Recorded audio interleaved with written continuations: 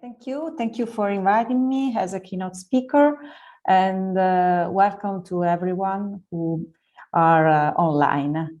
My presentation regards the natural microbial communities and their role in contaminant degradation. And sorry. I would like to present myself. I am a senior researcher, and I took my master's degree at the University in Trieste, in north of Italy, and my PhD in environmental science from Milano Bicocca University. I started my experience in 1993 with a fellowship at EMEA in Rome.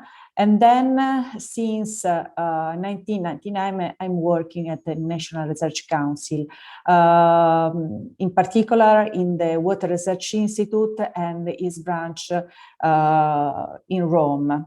My institute is outside Rome, about 30 kilometers north of Rome. Water Research Institute is my institute that has 5 branches. The headquarters is in Rome, and other 2 branches are in the north of Italy. One is Verbania and the other one is Brugherio, that are one between Maggiore Lake and the other near Milan. And the other 2 are in the south of Italy. The research topics that I would like to show you today are the study of natural microbial communities and the effects of different contaminants on natural microbial communities. And these contaminants include emerging contaminants or contaminants already listed in several regulations, and the use of microbial capabilities for degrading contaminants. In this slide, you can see different contaminants that I have been studying in my work. But why study microbes? Because they have several functions. In fact, despite they have a small size, they have a huge impact on our environment because they provide several benefits for humans in terms of ecosystem services. Ecosystem functions provided by microbes are the transformation of inorganic carbon into biomass by primary procedures, nutrient regeneration, cycling of different elements such as nitrogen and phosphorus and so on. So they are a key process in these cycles. But also they have a key role in removing xenobiotics because they have the capability to degrade several organic contaminants such as herbicides, biocides, chlorinate solvents, and so on. Of course, they have to be adapted to the environment in which they have to degrade these contaminants, and the recovery of a polluted environment is possible only if the toxicity, so the amount of the contaminant, did not hamper the activity of these microbes. And if we know the natural microbial communities that are in a contaminated environment, we can know if they are capable to degrade these contaminants, and we can, of course, in some cases, help the microbial communities. For example, adding organic carbon sources or other abiotic factors that can provide for microbial communities different abilities to degrade the contaminants. In this slide, you can see that the different degradation that could be occurred in the presence or in the absence of the microbial community. For example, in a sterilized soil, no degradation of the organic contaminant could be occurred. So the presence of an abundant and varied microbial community is in any case a necessary prerequisite for immediate and effective response to the various chemicals that can contaminate an ecosystem. This is another example in which microbial community are key factors for the degradation of contaminants. So the water and soil quality is regulated by microbial communities, and the ability of soil and water to recover from chemical contamination is primarily depend on the presence of microbial community, with the ability to degrade and consequently to remove these contaminants. But ecosystems have great value, and in the last years, it is recognized that the ecosystem provide several ecosystem functioning. But what are the ecosystem and their values? As you can see in the slide, environmental or ecological values, social or sociocultural value, and economic value. So the environment has to be preserved in order to allow it to provide our ecosystem functioning. So the ecosystem services and goods represent the benefits from human population arising directly or indirectly from ecosystem functions. And which are these functions? The regulation functions, the habitat function, production functions, and information functions. These are some examples of the ecosystem services and goods.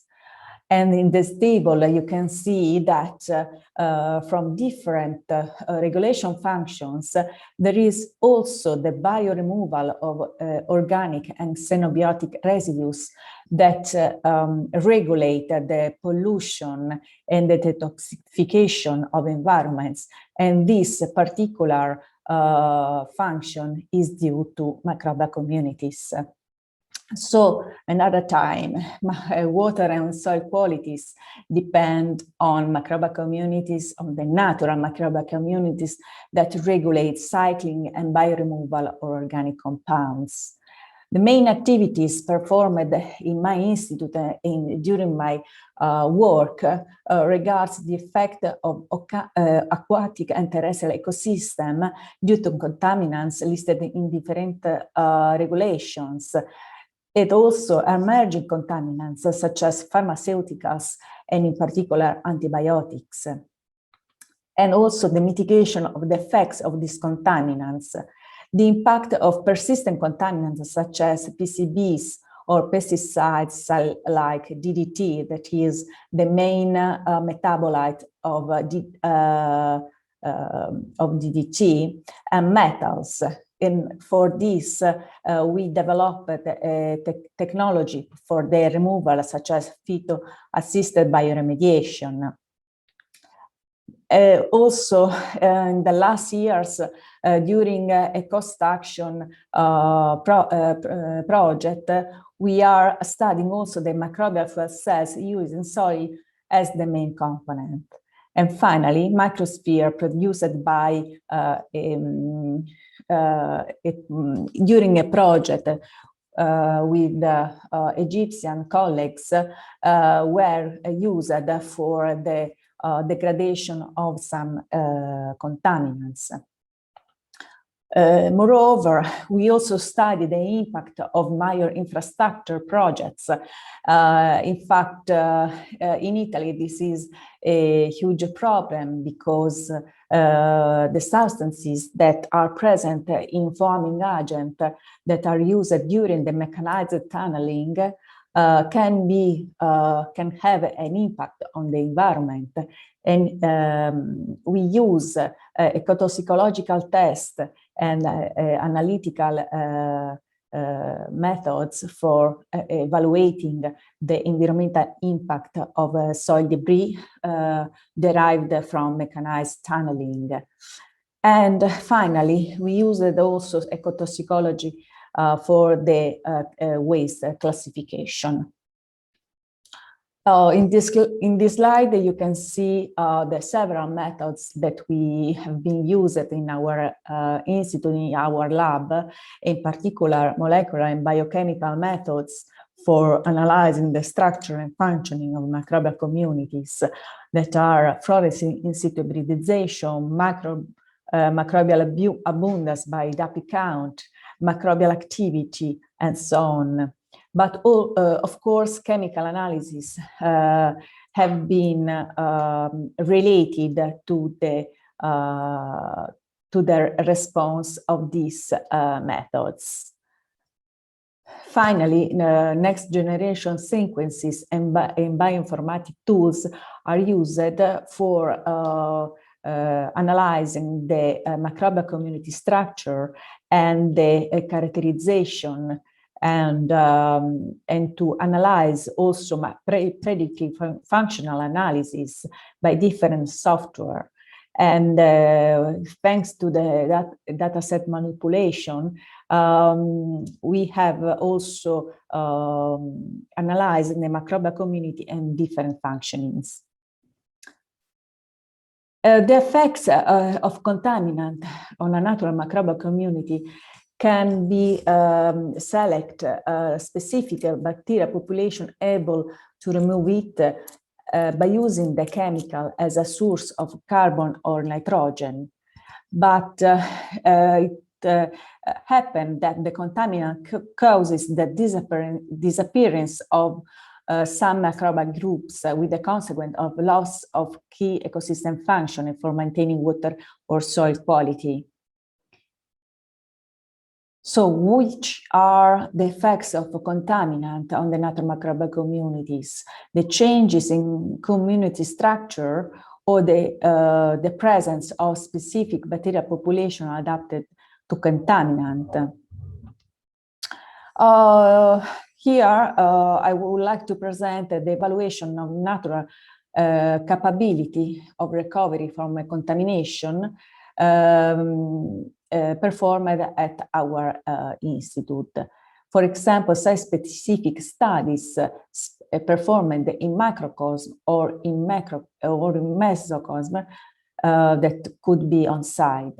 Macrocosm and mesocosm are model ecosystems in which a portion of the natural environment is prescribed and studied, and they contain the natural microbial community. So we use the natural soil or the natural water from river, for example, and we perform experiments with these samples, and these reflect the real environment. The macrocosm contain natural or soil or water and treated with a contaminant can be compared to microbiological control, so not treated microcosm, for evaluating the effects of microbial community, so the inhibition or disappearance of some microbial population, the degradation rates of the contaminant, and the presence of native microbial population that can transform organic contaminants. And in some cases, we were able to isolate and identify microbial strains to use bioremediation interventions. Regarding the different studies that we perform, I would like only to show something about the antibiotics. But we have to keep in mind that the One Health concept, a single health for people, animals, and the environment. This is an approach that is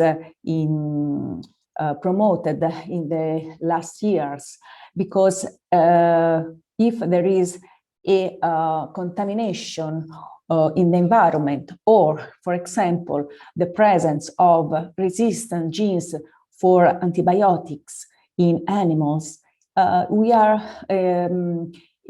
all in the same environment. So the three blocks, humans, animals, and environment, are interconnected.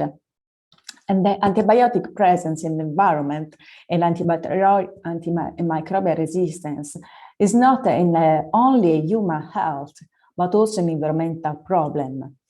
But antibiotics are environmental contaminants, new contaminants.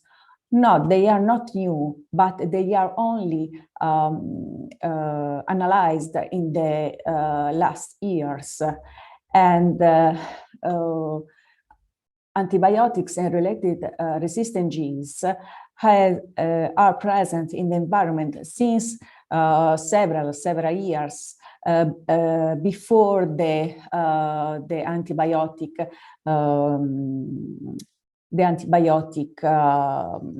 presence, the antibiotic from humans.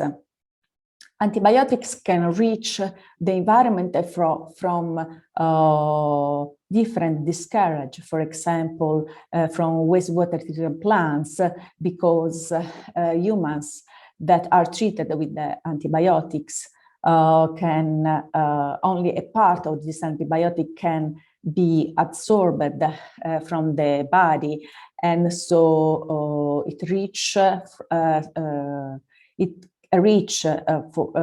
urines, the wastewater treatment plants, and also animals that can be treated with antibiotics can release in the environment the residual concentration of antibiotics and resistant genes. As an example, the first watch list of the Water Framework Directive, that is the European directive of in Europe, include also 3 macrolide antibiotics that have to be analyzed in the environment. Also, the second watch list include other antibiotics. The third watch list another time includes antibiotics to be analyzed. And very recently in January was released the fourth watch list, but no other antibiotics are cited in this list because they are studied since several years, and probably they will be included in the regulation, in the European regulation.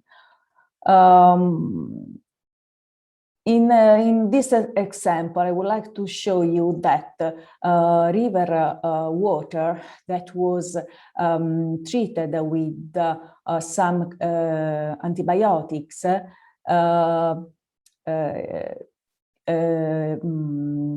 the degradation of these antibiotics occurred, and an increase in bacteria-resistant population was observed. Moreover, the degradative population involved in the degradation of these contaminants were promoted. But what about resistant genes? The presence of resistant condeterminants in pathogens or in environmental bacteria can be due to different factors, DNA, self-mutation, and other factors. But the acquisition performed by horizontal gene transfer can be due for example, some presence of the antibiotics in the environment. And from the environment, these genes can be transferred to the humans. So soil, river, and their sediment have recently been recognized to be a potential source of transmission antibiotic resistance.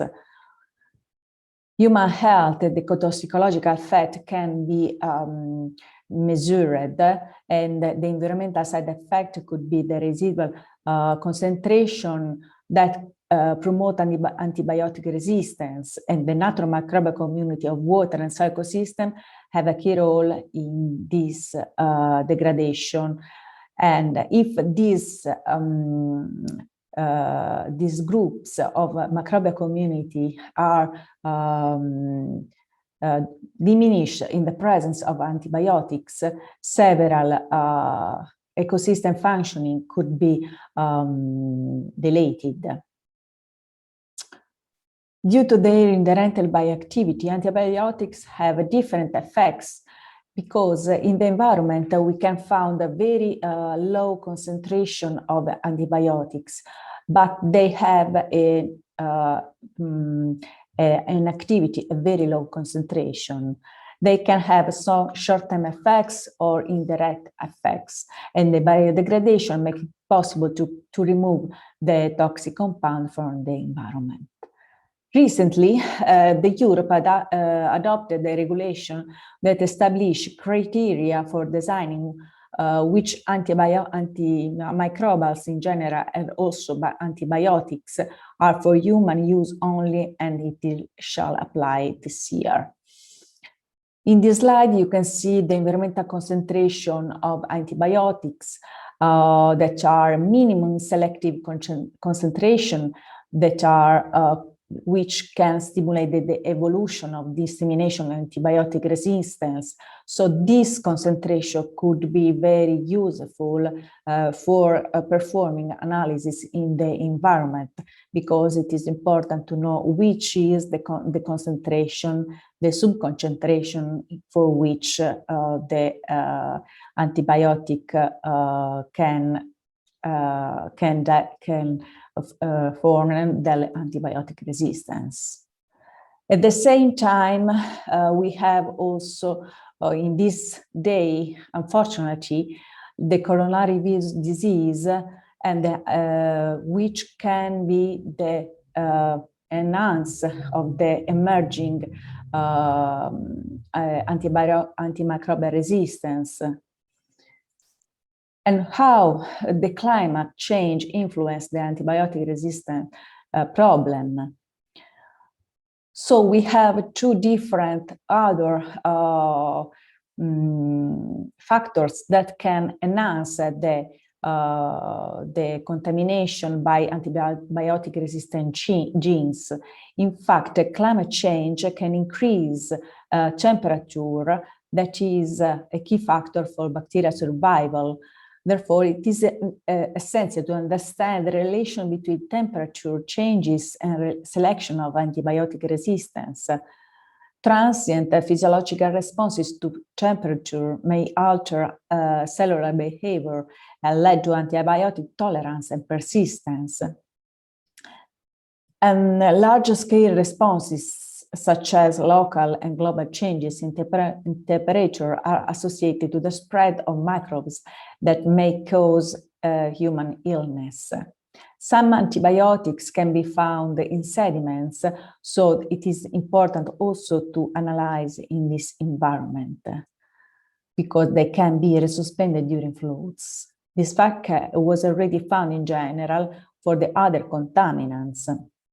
An increase in precipitation intensivity has the consequence on the runoff of contaminants or the increase of river flow on the amount of organic substances. On the contrary, prolonged absence of precipitation can concentrate contaminants, in particular in intermittent water bodies, and have a stress effect on microbial communities. In both phenomena, the nutrient cycle and the biodegradation of contaminants, including antibiotics, can be altered. This is another example of the degradation of an antibiotic in the presence or in absence, in sterile condition, without a microbial community, or the two antibiotics presence in contemporary. In this case, sulfamethoxazole and ciprofloxacin.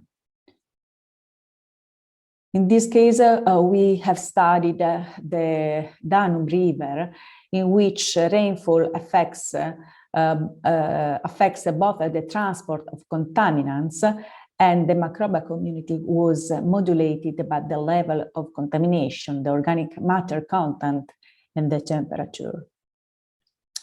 And lastly, the COVID-19 can be a factor for further development of antibiotic-resistant genes. The overuse of antibiotics can, of course, improve the development of the antibiotic resistance. Moreover, also several biocides enhance the antibiotic resistance. Other developments, and another aspect are the biocides, as I told you, and the use of biocides can enhance the antibiotic resistance, because bacteria can be resistant to antibiotics or to biocides from the same genes. Finally, the problem of exposure to antibiotic resistance has to be taken very urgently into consideration, especially in situations with low access to clean water and in countries at war in which there are aggregate people without access to hygiene, sanitization, or safe drinking water. Some concluding remarks.